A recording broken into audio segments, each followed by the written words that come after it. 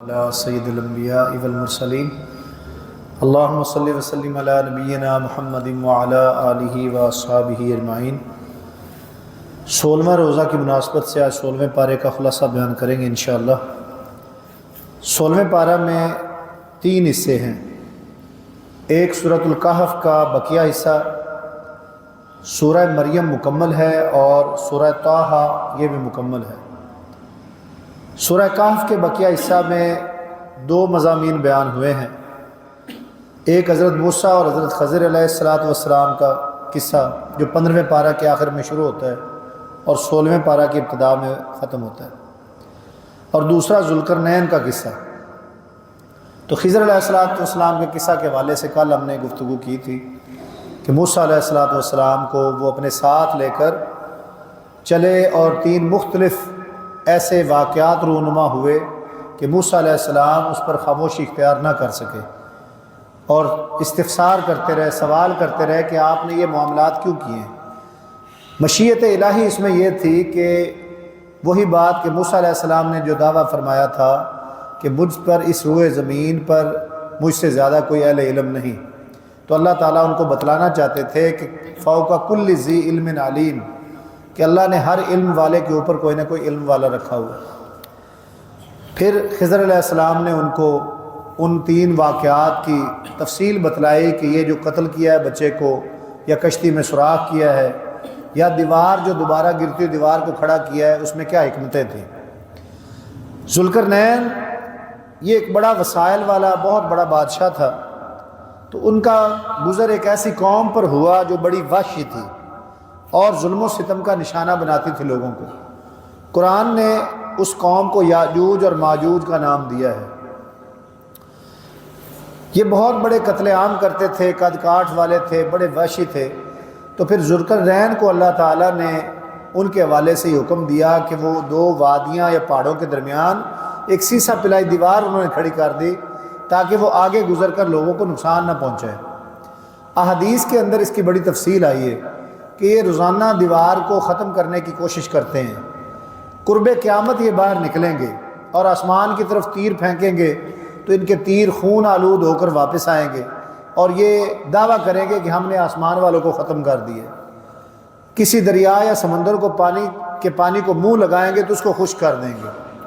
پھر اللہ تعالیٰ ان کی گردن میں ایک کیڑا پیدا فرمائیں گے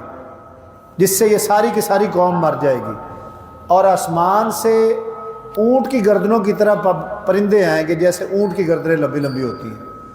وہ ان کو اٹھا کر لے جائیں گے۔ پھر ان کا جو بدبودار اجسام اور خون اور تعفن ہوگا، اللہ تعالیٰ بارش نازل فرمائیں گے جس سے زمین کو ایک دفعہ دوبارہ پاک صاف کر دیا جائے گا اور معطر کر دیا جائے گا۔ سورہ مریم کے اندر تقریباً 11 انبیاء کرام کا تذکرہ ہوا ہے۔ 3 انبیاء کرام کا ذکر تفصیل کے ساتھ ہے، باقیوں کا مختصر نام لے کر ان کی کوئی نہ کوئی خاصیت بیان کی گئی ہے۔ حضرت یحییٰ علیہ السلام کی ولادت کا ذکر ہوا ہے کہ زکریا علیہ السلام بڑھاپے میں جب انہوں نے مریم علیہ السلام کے پاس دیکھا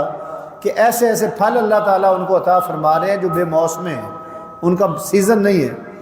تو انہوں نے ان سے استفسار کیا کہ ان لکی ھذا، کہ یہ کہاں سے آپ کے پاس آتے ہیں؟ تو انہوں نے کہا کہ اللہ کی طرف سے،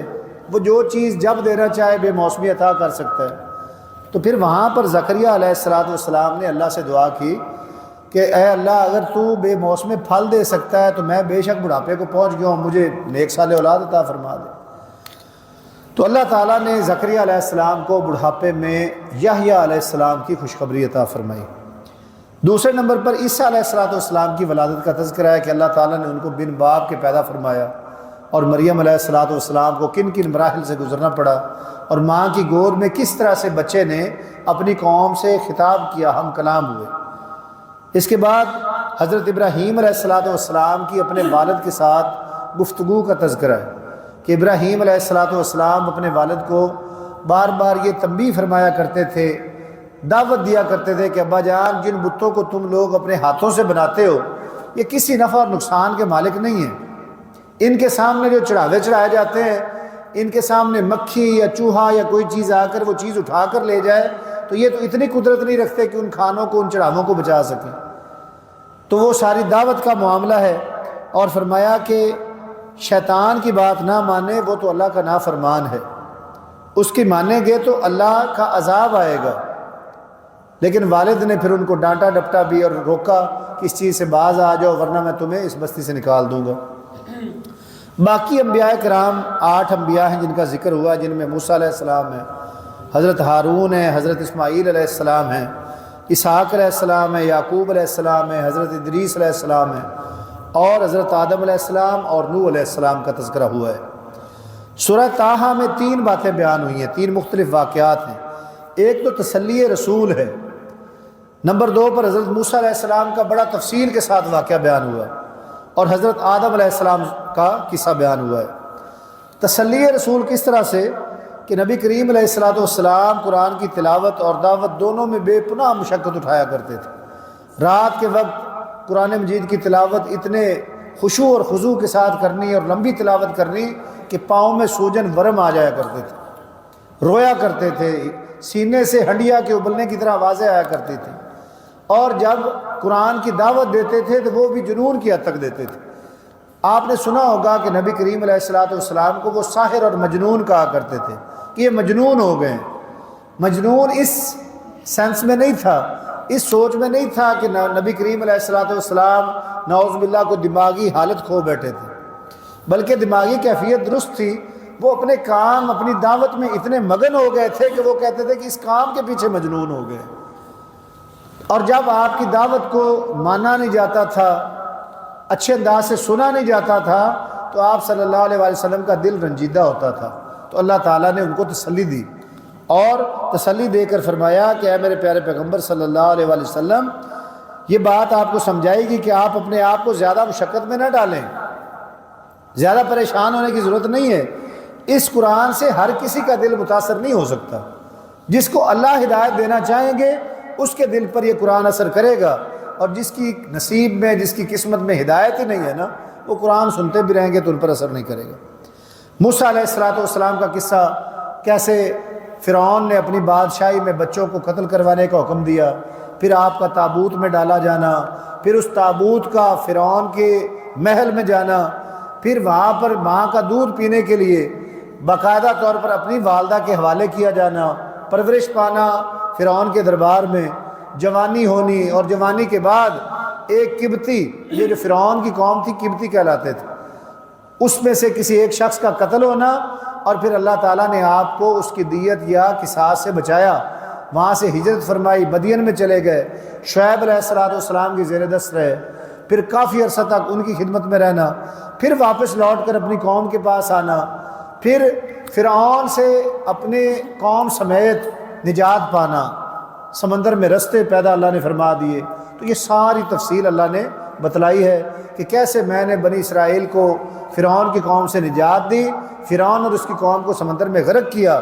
اور ان کو نجات دی، لیکن ان بدبختوں نے، بنی اسرائیل والوں نے باقاعدہ پھر سونے کو پگھلا کر ایک بچڑا بنا دیا اور اس کو اپنا معبود بنا کر بیٹھ گئے۔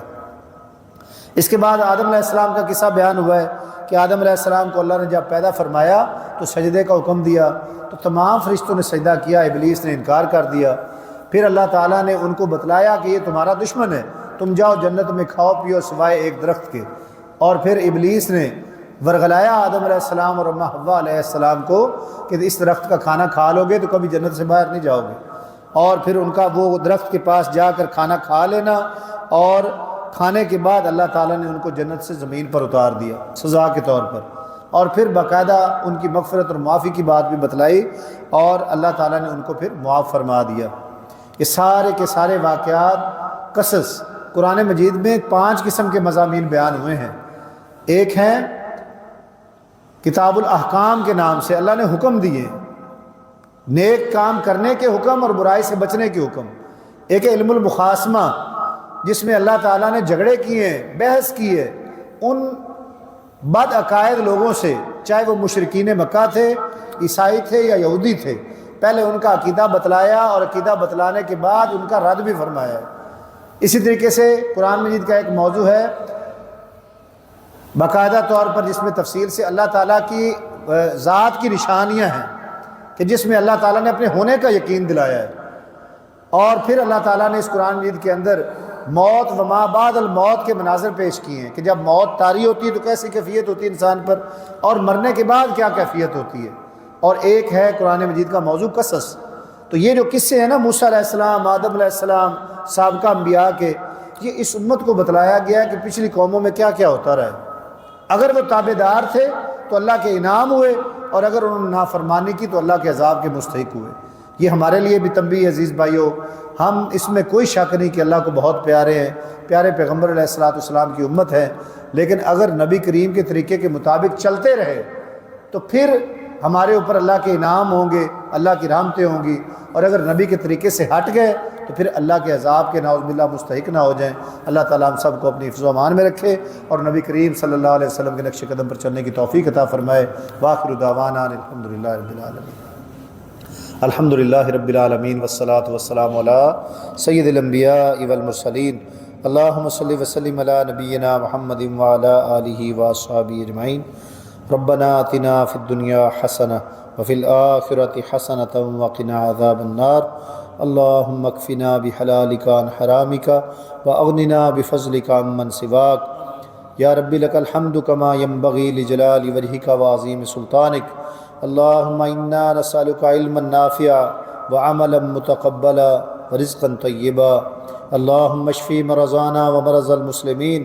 اذہب البأس رب الناس، واشفی انت الشافی لا شفاء الا شفاؤک شفاء لا یغادر سقما۔ اللہم اغفر للمؤمنین والمؤمنات والمسلمین والمسلمات، رب اغفر وارحم وانت خیر الراحمین۔ وصلی اللہ تعالی علی خیر خلقہ محمد وعلی آلہ واصحابہ اجمعین برحمتک۔